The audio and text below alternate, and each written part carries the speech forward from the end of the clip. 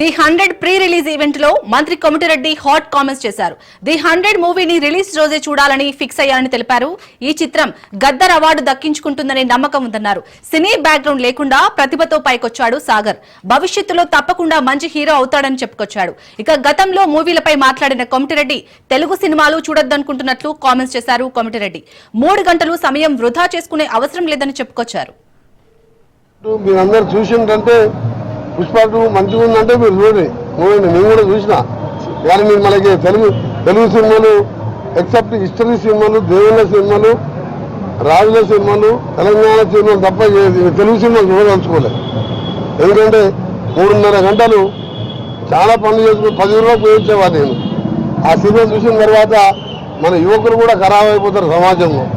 నాకు మీ క్లిప్పింగ్స్ కానీ సాంగ్స్ కానీ చూసిన ఫస్ట్ క్లాస్కి వెళ్ళి సాంగ్కి వెళ్ళి ఎట్టి పరిస్థితుల్లో ఫస్ట్ డేనే చూడాలని నిర్ణయించుకున్నాను నేను సినిమా.